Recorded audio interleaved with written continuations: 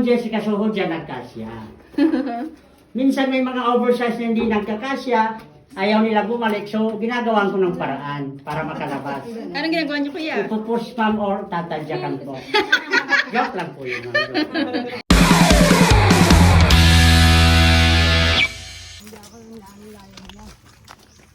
Gabayan mo, abay. Wala ka. Wala ka na. Takot dito eh. Wala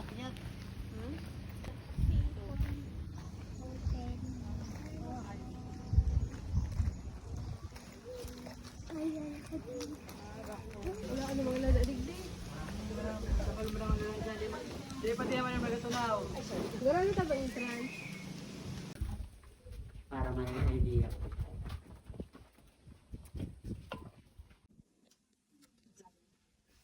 Welcome po dito sa amin sa Uyup-Uyupan. Yung pangalan po na Uyup-Uyupan ay Bicol term po yan.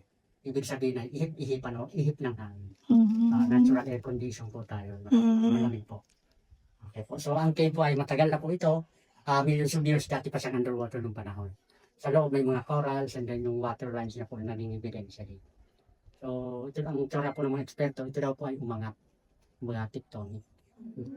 And then sabi nila may binawas tayo pa. Kung nawala po yung tubig, may mga tumira naman na caveman. So may mga bulls na may papakita dyan. Human bone fossil. Tapos nung panahon pa ng gera, ito rin po ay nagsilbing refugees camping din hospitality ng mga Filipino fighters natin against Japanese. Mga guerrilla or hawk balakang. So hindi po ito natagpuan kasi gubat po ito ng araw. So itong yung entrance po na yan, ay maliit lang po yan. Kumbaga pinalaki na lang tumubuksan to sa public 1972. So takip siya ng mga kahoy. So yung mga guerrilla po, naakyat sila sa bundok, pataas. So, tingnan niyo po itong butas. Yung butas po na yan po yung nagsilbing secret Entrance. passage nila.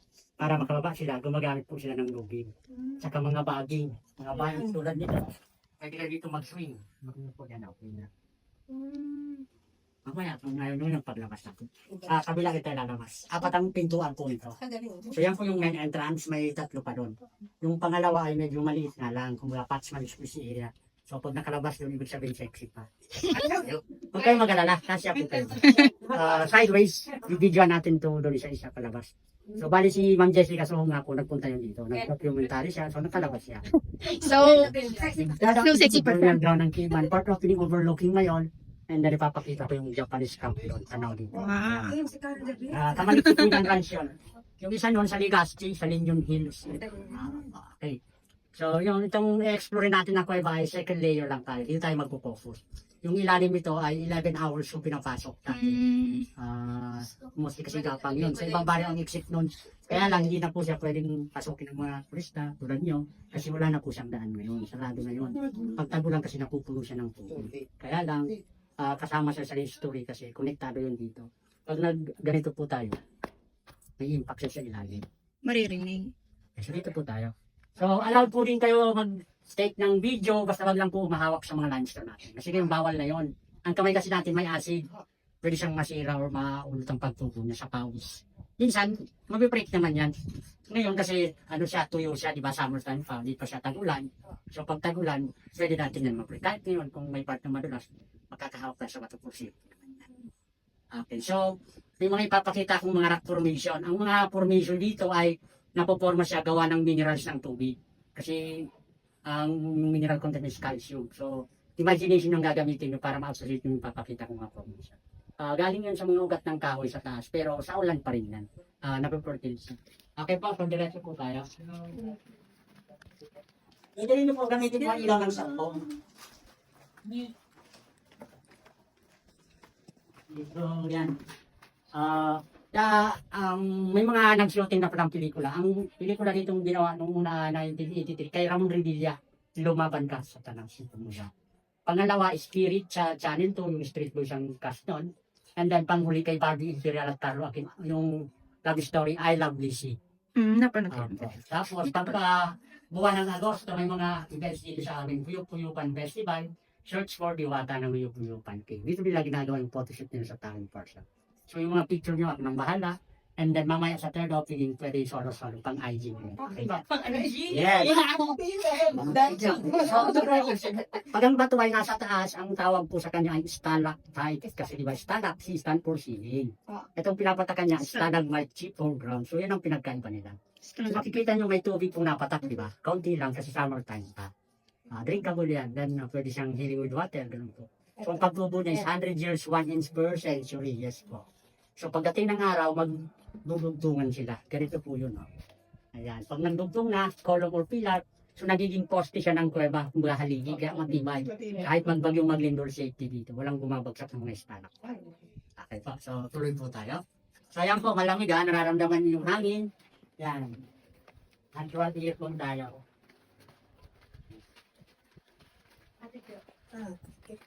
So dito po muna kayo, oh. Puro picture ulit kasi mamaya hindi tayo dadaan. Hindi po natin yung 4 na pintuan. So ako ang bahalat ng picture. So ngayon, dito, yun na. dito group muna. Para isahan mo. Yung sa 1 by 1 dun sa third opening. Dito po tayo.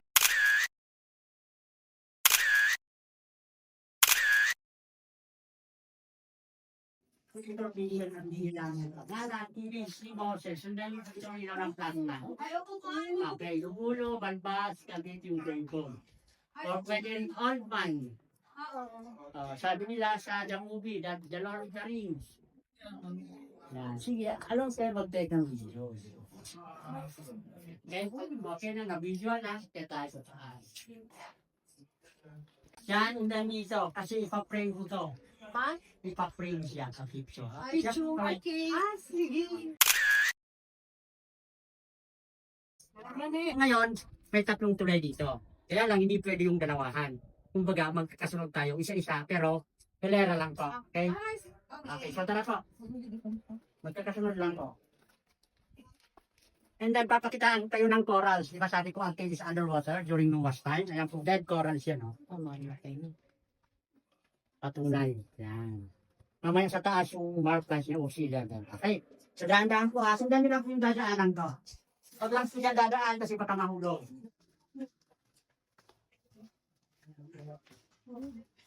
Okay po, sa unang tulay, okay, watch your steps, and then head. Okay po, may stalactite na nakahang dito. Matibay po ang tulay, may bakal yan. Yes. Tita, dandahan. Sige ma'am, go. Matibay po yan ma'am, may bakal yan. Hindi kayo mga naglalagyan. Kaya lang, dapat, yan. Dandahan. Yan. Kaya po, iba always listening to the tour guide. Yes. So, tulad nyo, nag-video kayo, ma-amaze kayo. So, minsan may mga hindi nakikinig. So, Nauntog. balance. Nauntog din nahulog. Kaya lang, okay lang naman. Kaya lang, mababasa. Malalim ba to? Kapag lang siya. Tulad lang yun.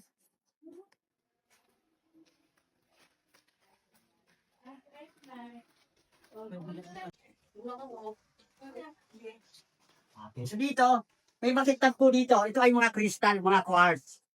Pwedeng gawing pendant kung isa sa materyales sa paggawa ng salamin ng rino. And then yung mga marunong sa pranic healing with crystal na kakagaw. Okay, so sa taas, another formation tayo, baby elephant. Ito yung trunk niya, yung tayo ng katawan, and then yung paa. Baby, Elephant, okay? So dito po basa. Sabi ko na, pwede ma-break ang rules. Pag mahalanganin, pwede umawak sa bato at safety. Dito. Ayan, dito.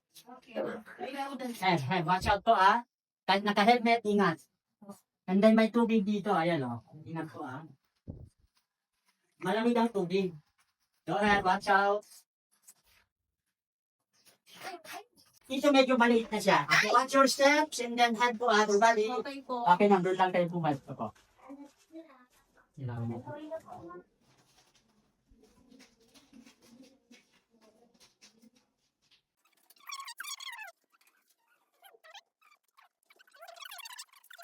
Ito yung shock ng hanin. Okay. So dito may may bato na sa baba, baka matalisod, and then ulo, ingat po May mga nakapuplit. Tapos, wag rin po tatapak dito sa limestone, madudulas kayo dyan. So sa lupa lang. Okay, sige po, abante. Ako namin ang galing kanila. Okay. Paglabas. So paglabas po dito, sabi ko head first, and then squeeze your body. Then to the head, and then squeeze your body. Okay. Ngayon, Maliit. Maliit. ng bibig yun. Okay po. Hindi po. Yung kulang talaga, no? Right? Hindi, yung lang. Labas ako kuya. Hindi ba nagdaday? Tara na, sunod-sunod daw. Sunod-sunod. Ay, okay, man. Sexy ka pa. Sexy ka naman ako. Pwede ikaw mag-ilaw natin. Hindi ko ba gusto ko. Okay na po. Sige po, Sige na, sexy. O, diba? Sexy pa yan siya. Katagilid lang talaga.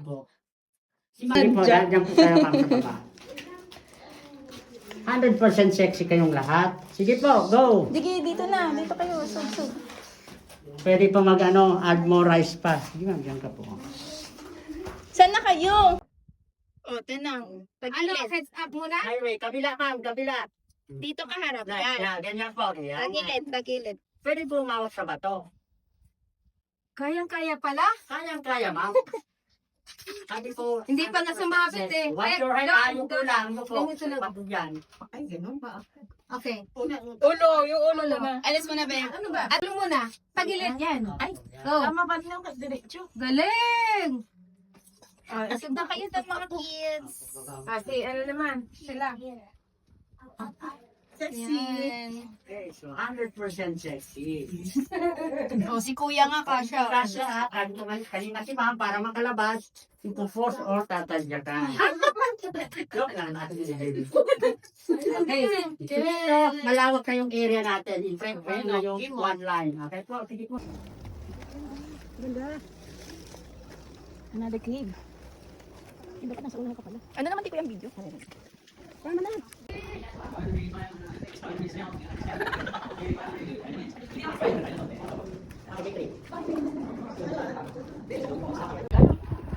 San Jose del Monte. Para sasabihin.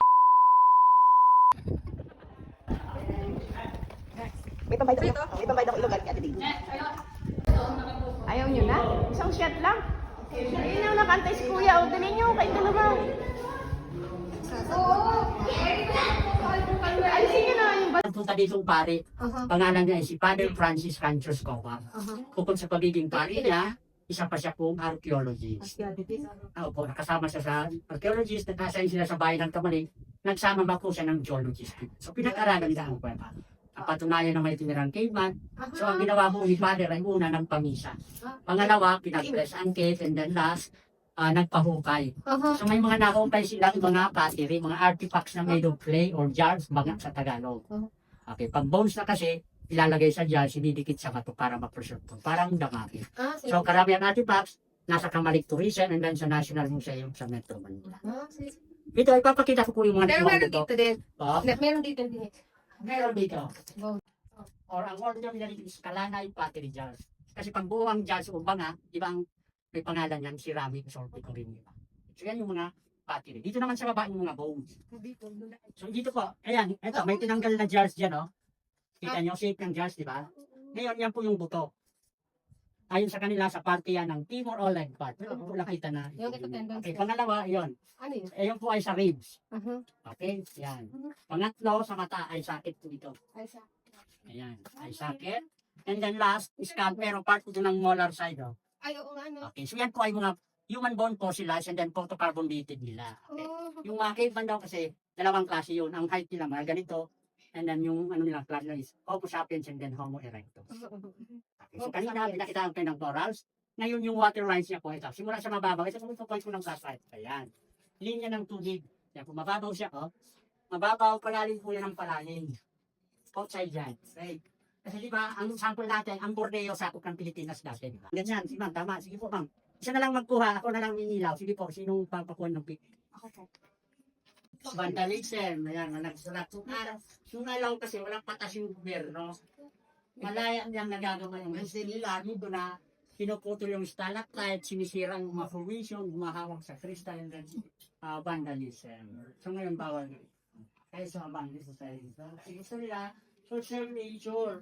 Dati kasi, ang ilaw dito is kuryente, electricity. Sobrang liwanag dito. Inaalis nila para i-preserve yung habitats ng paniki. And then, natural yung cave. Kuya, pop ilaw mo sa taas.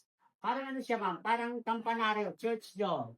Wow! Wow! Ang Trinity sa atin. The Father, the Son, and the Spirit. Ay, oo nga, no? Naiinom tayo, di ba? Ano, okay.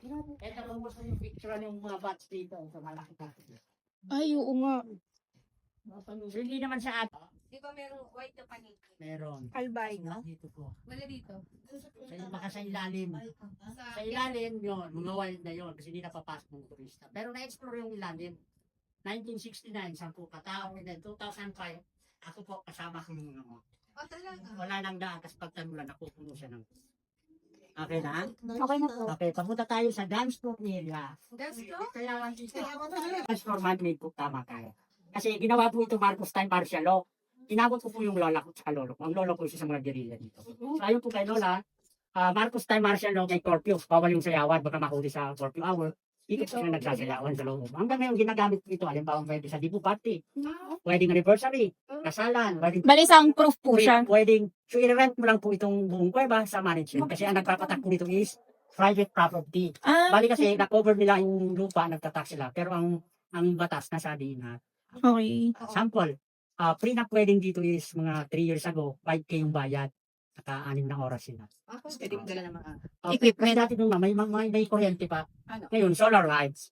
Yung kay Barbie, walang turistang pinapasok. So morning hanggang evening yung shooting nila. So nagbayad sila ng 10K. Oh, mura. 2023, dito sila. Ang pinakamatagal na 3 days dito yung Spirit, yung Street Boys. 3 days yun, 2,000 pa. Kuya. Okay, dito po tayo taas bro.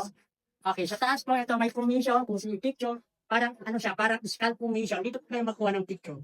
Kasi hindi siya masasip na bungo. Bungit yan dyan, bungo. Ito naman kung nagsulat. Ito magiging mata, oh. Mata.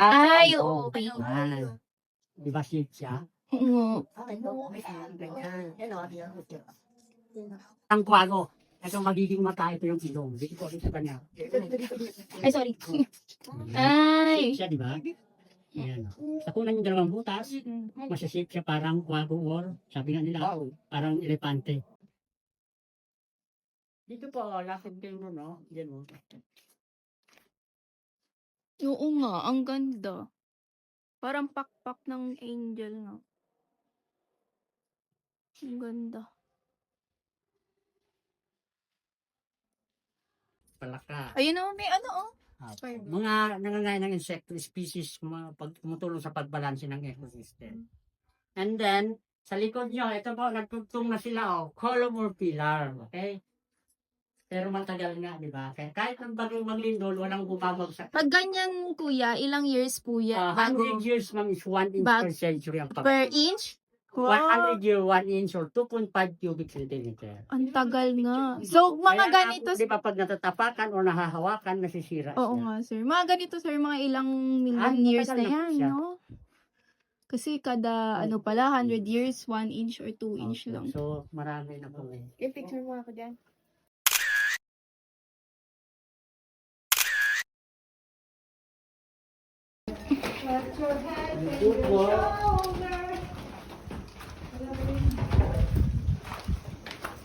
Yung pinasok namin kuweba sa Quezon, ano, gapang talaga. Puro lapang po. Oo, no? gapang, hindi ganito, maluwag.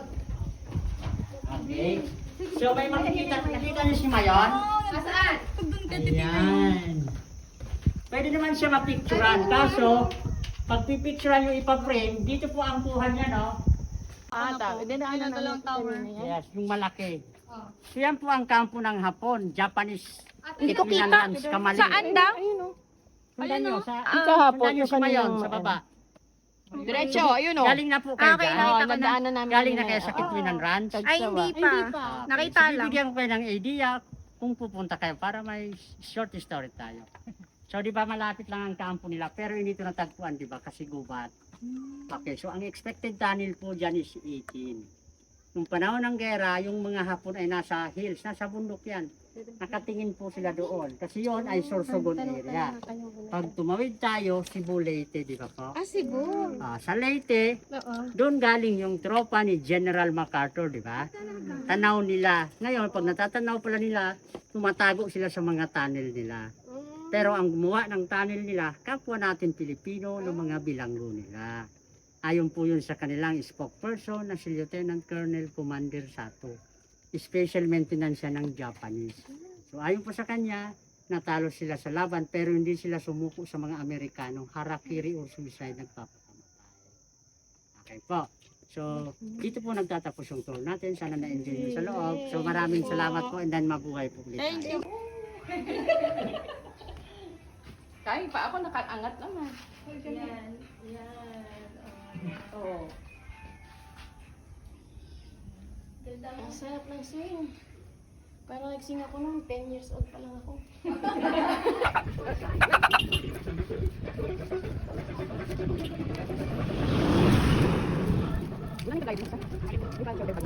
Bag. Parang ganito siya maliit. Bag. Ito ko 100. Meron doon ako, brown.